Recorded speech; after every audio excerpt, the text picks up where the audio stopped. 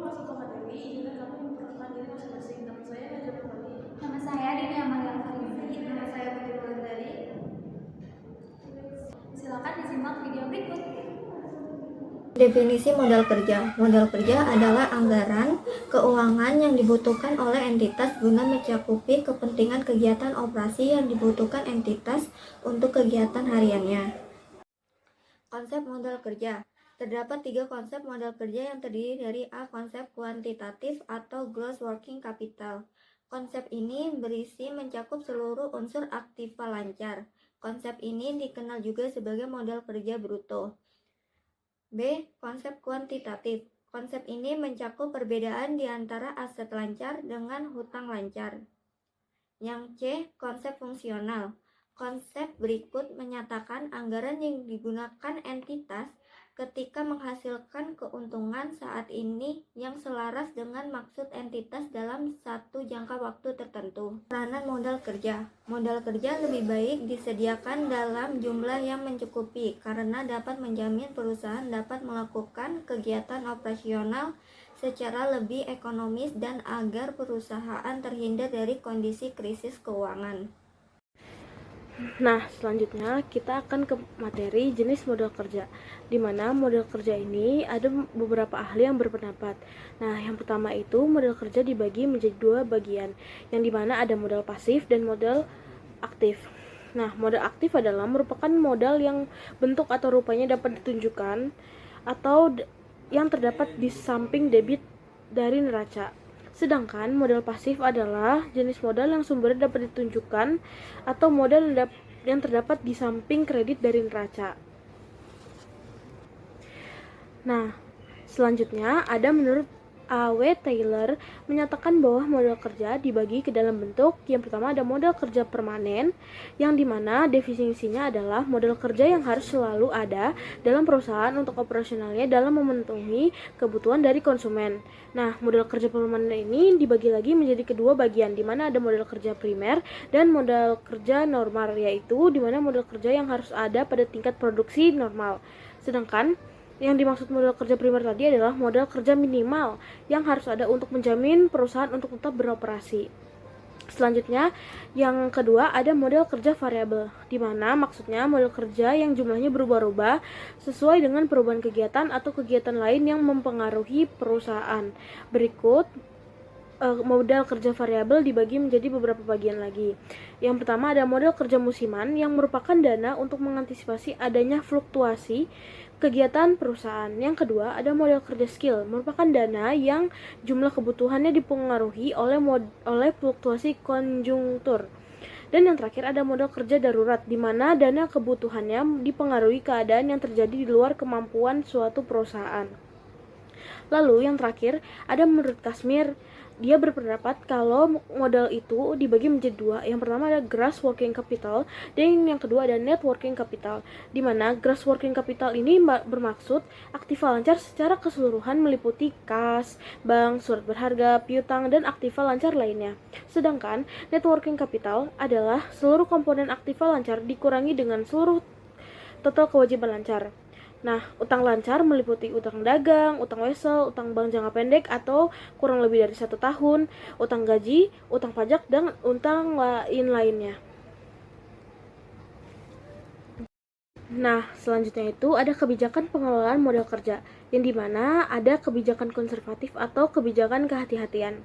Mayoritas dari modal kerja diisi dengan banyaknya sumber anggaran jangka panjang dibandingkan dengan sumber anggaran jangka pendek.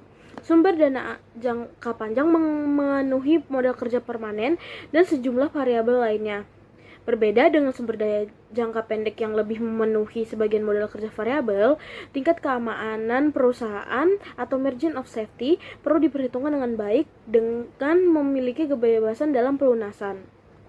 Selanjutnya, ada kebijakan moderat yaitu hedging, yang dimana setiap aset dengan dana jangka waktu yang sama dengan jangka waktu perubahan aset tersebut, sumber dana jangka panjang akan mendanai aset tetap dan modal kerja permanen.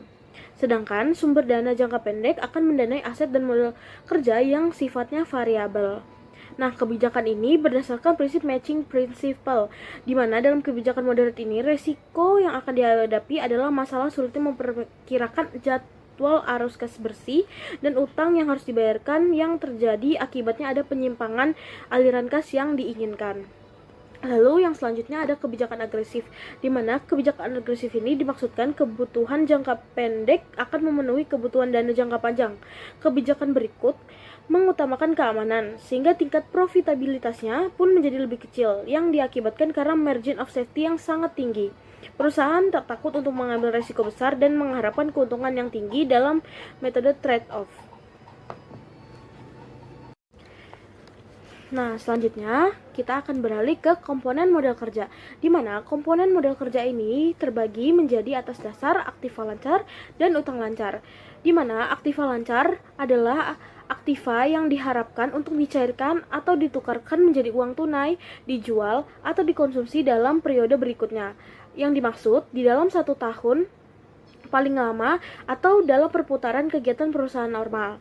Nah, disebutkan bahwa aktiva lancar itu berikut adalah kas, investasi jangka panjang, wesel tagih, piutang dagang, pendapatan yang masih akan diterima, persediaan barang, serta biaya dibayar di muka.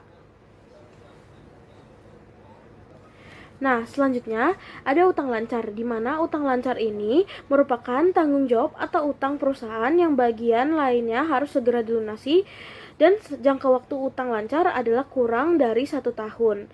Nah, berikut ada beberapa jenis dari utang lancar. Yang pertama itu ada utang dagang, lalu utang usaha atau biasa disebut pendapatan yang ditangguhkan, dan yang terakhir adalah utang dividen.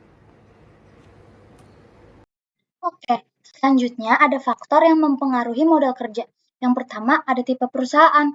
Yang kedua ada waktu yang diperlukan produksi. Yang ketiga ada persyaratan untuk memperoleh bahan. Yang keempat ada persyaratan dalam penjualan. Yang kelima tingkat perputaran persediaan. Yang keenam penggunaan modal kerja. Nah, selanjutnya penggunaan modal kerja. Saat modal kerja digunakan, jumlah aset lancar perusahaan bisa berkurang. Tapi sebaliknya, penggunaan aset lancar belum tentu membuat modal kerja ikut turun. Modal kerja sendiri digunakan untuk 1. Ada pembayaran utang, 2. Menurunkan modal, 3. Melakukan pembelian aset.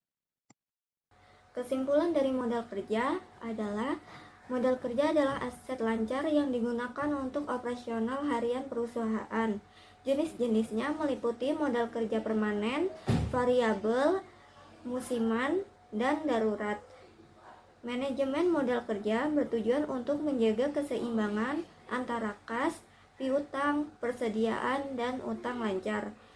Tujuannya agar perusahaan tetap liquid, efisien, dan bisa memenuhi kewajiban jangka pendek tanpa gangguan operasional. Gimana teman-teman, apakah materinya sudah bisa dipahami? Kalau kalian kurang paham, kalian bisa komentar di bawah. Nah, cukup sekian pembahasan dari kami, kurang lebihnya mohon maaf. Wassalamualaikum warahmatullahi wabarakatuh.